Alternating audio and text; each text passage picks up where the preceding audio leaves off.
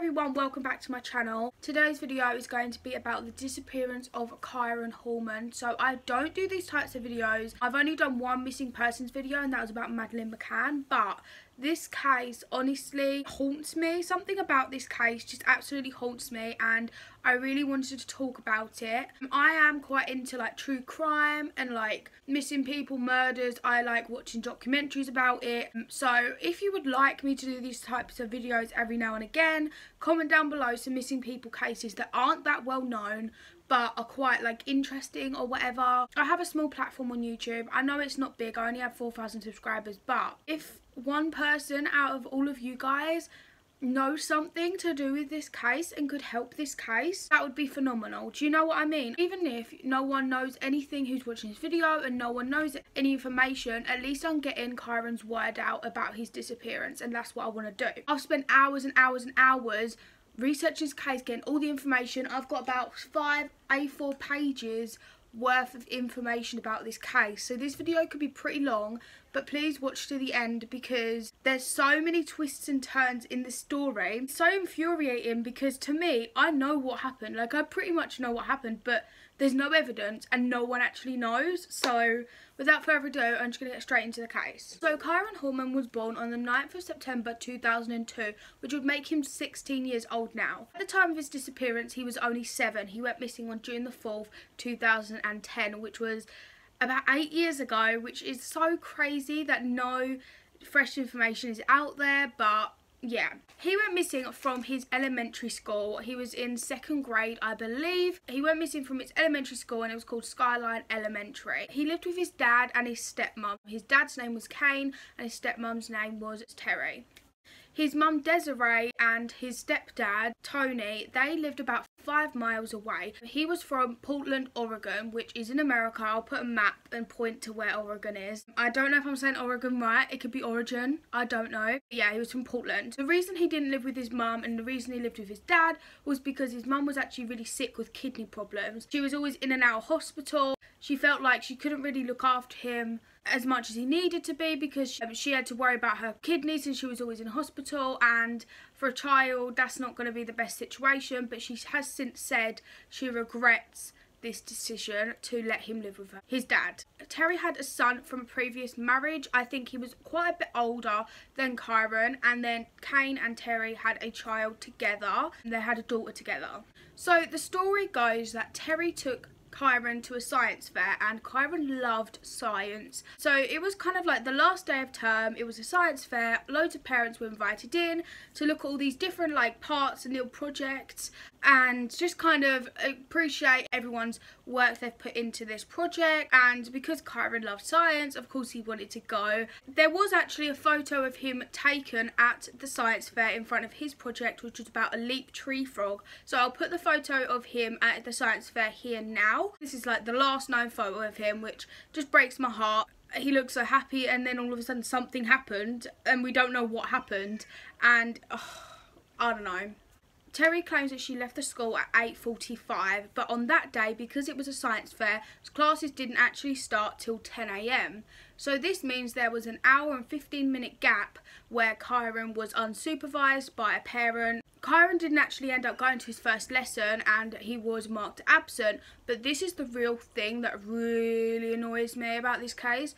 The school didn't phone home, which in England at least, if you don't arrive to school and your parent hasn't called up and said, my child's sick today, they're not going to be coming in. If you don't call the school and say that, they will call you and ask where your child is. So I don't understand why they never did this for him. I think if they did, so much could have been changed or whatever, and yeah, I think that was a massive problem on the school's part, if I'm honest with you. No one realised that he was missing until his school bus didn't come home. So his school bus came home at 3:30 every single day. He got the school bus, and when it didn't arrive at 3:45, Terri rang the school, and then the school rang 911 and filed him as a missing person. Parents at the school were questioned about it, obviously. There was an automated message sent to all the parents saying that he was missing, and they was also questioned and asked, like, did you see anything suspicious? Did you see him leave with anyone? All this stuff. It was actually ruled out that he left the school on his own. Like, there was no way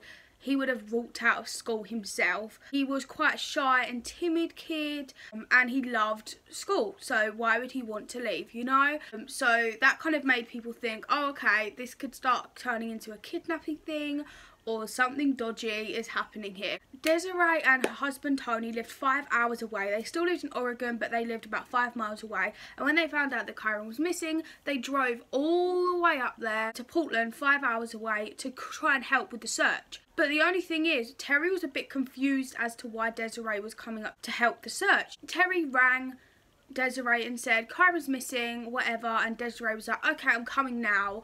And Terri was a bit confused as to why she would want to come up, which makes no sense, because I mean, if your son goes missing, you're gonna come up no matter how far to help and do whatever you can. Search teams searched for him, and they all did a public appeal, so all two sides of the parents, so Desiree and her husband, and then Terri and Kane all did a public appeal together. And from what I believe, I think Desiree and Kane were actually really good friends. Like, they kind of co-parented together. Even though they weren't together, they were still kind of on each other's side. They all did a polygraph test, from what I believe. This is where I'm kind of like, different things say different things. When you're researching missing cases, sometimes the facts can be a little off sometimes, but from what I believe, either they all did a polygraph test or only Terri did a polygraph test. I'm not too sure, but all I know is Terri did a polygraph test and she failed twice. If you don't know what a polygraph test is, it's pretty much like a lie detector test, and they just ask questions kind of like, do you know what happened? Did you have any involvement? Kind of stuff like that. And she failed twice. She blamed the first time on her being deaf in one of her ears, and the other time she just said the polygraph person did a bad job, which is their job. Like, whatever. I don't understand that at all. Terri says she saw a stranger in the school but couldn't describe them. This is where I kind of don't understand, because it's a science fair. You don't know every single parent in your kid's school. Everyone might be strangers to you, you know? She said she saw a stranger and couldn't describe them, which, what? There's parents there that you have no idea who they are. Just her seeing one stranger, like, you don't know the whole kid's school. So that just kind of doesn't make sense. They couldn't describe them either. I was just like, oh, okay. Another thing that happened that was really strange is that obviously Terri took the photo of Kyron in front of his project, and then she posted it on Facebook. I think she was walking down the road and she saw her acquaintance. It was kind of a friend, but they weren't close, you know. Saw her acquaintance leaving the gym, and she went up to them and showed the photo of Kyron at the science fair, which is a bit strange. I mean, I kind of get it, but in these circumstances it does seem really dodgy. This is where it starts getting a little bit weird. So multiple parents at the school actually recall seeing Kyron leaving with Terri that day. So what they explained was they came in, took the photo in front of the project and left again. Which, if she was going to do something to him to prove that she was at the school, it kind of makes sense, you know, so they can be like, well, I didn't do anything, I was at the school with him at his science fair. Tony, so Desiree's husband, was actually a police detective, so he kind of knows what goes down in missing people's cases. He told everyone basically to be prepared for loads of questions, all this kind of thing, and Terri had a massive problem with this. She was like, why should I be questioned? I've got nothing to do with it. That kind of thing, like being all kind of I can't think of the word, but like protective, like you've got something to hide kind of thing. Like, if your son goes missing, which obviously Kyron was not her biological son, but he was living with her and he'd known her for years. If your son goes missing, you answer any question, you will do anything you can to bring them home. So the fact that she found a massive problem with being questioned by police just raised a lot of alarm bells for everyone. The other thing is that she wasn't consistent with police. I feel like she kind of changed her story a bit, which yet again raised suspicions about how honest she was actually being. Terri's phone records didn't actually add up with her accounts of the day, which obviously yet again alarm bells would ring, because what are you hiding, you know? A bit of backstory about Terri is that at the point of Kyron's disappearance, she had actually been arrested before for drunk driving, but she actually had her son in the car. She admitted to endangering a minor because obviously he was a minor, he was in a car while she was drunk driving. These little facts about her all add up. They all make sense in the end, I promise. This is yet another thing. This is where it starts going all downhill for Terri, and this is where you all start thinking, we know who did it kind of thing. During Kyron's disappearance, while everyone was looking for him, she was actually sexting Kane's old high school friend. So instead of looking for her son, who is missing, she decided that she wanted a bit of sex and started sexting her husband's high school friend. I mean, it kind of shows your priorities, right? Like, when your son goes missing, then you're more concerned about sex than finding your son. It's all a bit crazy. Now, a few weeks after Kyron actually went missing, the police told Kane that a man had come to the police station and said that Terri had tried hiring this man as a hitman for Kane 6 months prior to Kyron's disappearance. So this would be in about January 2010. Terri tried hiring this man to try and kill her husband. When Kane found this out, he left the house, obviously. He took their daughter and later got custody of her. He got a divorce, he filed for divorce and everything. But this just adds to a lot of suspicion, because if she's capable of doing that to her own husband, what makes you think she wouldn't do something a little bit dodgy to her son? It's just heartbreaking, it really is. And some people do believe this theory, some people don't. Some people think this person who claims to be a hitman is lying. But in my opinion, if you're going to go to the police and say basically, hi, I'm a hitman, you wouldn't lie about that. I mean, you can get a lot of time in prison for being a hitman, so why would someone lie about it? I completely believe this. I believe that she tried hiring someone to kill off her husband for whatever reason. I don't know why. Kane said there was no problems in the relationship. He said that they had no problems. They weren't arguing. They weren't fighting or anything like that. It seemed fine. So the fact that she did it out of the blue is just a little bit strange. When Kane found out this information, he went to the police and he said, look, I know this woman has hurt my child. He was like, I know this woman's done something. They don't know what she's done, but I know she's done something. That's basically what he said.